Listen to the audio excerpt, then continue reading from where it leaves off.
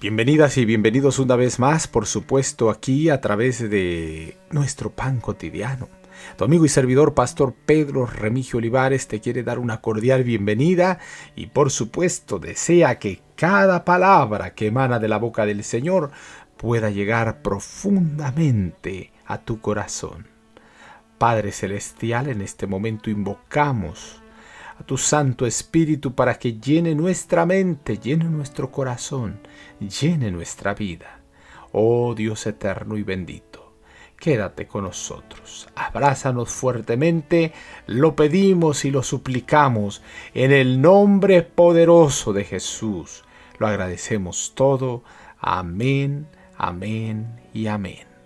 Y bien, queridos amigos, hoy te presento la euforia espiritual no impide el desánimo. Dice la palabra del Señor: entonces envió Jezabel a Elías un mensajero diciendo: así me hagan los dioses y aún me añadan si mañana a estas horas yo no he puesto tu persona como la de uno de ellos. Primer libro de Reyes, capítulo 19, versículo 2. Por valiente, exitoso e intrépido que haya sido el pueblo de Dios en realizar una labor especial, a menos que constantemente busquen a Dios y continúen teniendo confianza en la obra que Él les ha confiado, perderán su valor.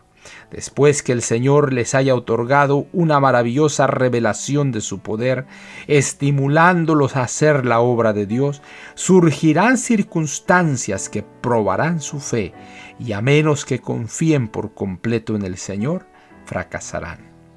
Así ocurrió con Elías. Con la ayuda de Dios había derrotado a los profetas de Baal, pero se desanimó por los resultados de la manifestación de Dios. Bajo las amenazas de una reina impía, se desvanecieron su valor y su fe. Perdió de vista al Señor a cuyo cuidado estaba, y sin que nadie se lo ordenara, huyó para salvar su vida. Estaba bajo una terrible depresión, pues había esperado demasiado del milagro que se produjo delante del pueblo. Si Elías, sabiendo que había cumplido la voluntad divina, hubiera mantenido su confianza en Dios y hecho de Dios su fuerza y su refugio, y hubiese permanecido firme e inamovible en la verdad, la impresión hecha sobre el rey y sobre el pueblo habría producido una reforma. Elías fue puesto a prueba bajo la inspiración de Dios. Pero cuando los enviados trajeron el amenazador mensaje de Jezabel y se lo gritaron en sus oídos, despertando de su profundo sueño, perdió su confianza en Dios.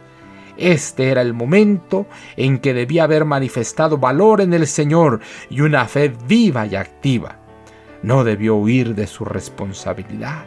Dios le había dado una maravillosa demostración de su poder con el propósito de indicarle que no lo abandonaría, que su poder era plenamente suficiente para sostenerlo, pues Él era el Dios de los poderes del cielo y de la tierra.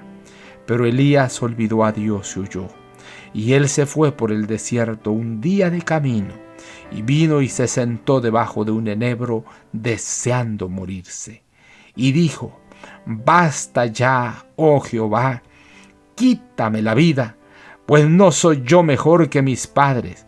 Y echándose debajo del enebro se quedó dormido, y volviendo el ángel de Jehová la segunda vez lo tocó diciendo: levántate, come, porque largo camino te espera. Mi corazón se conmueve dentro de mí cuando leo las palabras de la Sagrada Escritura y veo el interés que la familia celestial despliega en los siervos fieles del Altísimo. Se levantó pues y comió y bebió, y fortalecido con aquella comida, caminó 40 días y 40 noches hasta Horeb, el monte de Dios. Carta 62, año 1900. Padre Santo, toma nuestra vida en tus manos. Oh Dios eterno, levanta nuestro corazón. Haznos comprender sabiduría. Enséñanos, Señor, a amarte con todo nuestro corazón. Guárdanos muy cerca de ti. No nos dejes ni nos desampares. En el nombre, en los méritos santos de Jesús te lo agradecemos todo. Amén, amén y amén. Jehová te bendiga y te guarde. Jehová haga resplandecer su rostro sobre ti y tenga de ti misericordia. Jehová alce a ti su rostro y ponga en ti paz. No lo olvides, conserva una sonrisa en tus labios, una oración en la mente y una canción en el corazón. Hasta la próxima.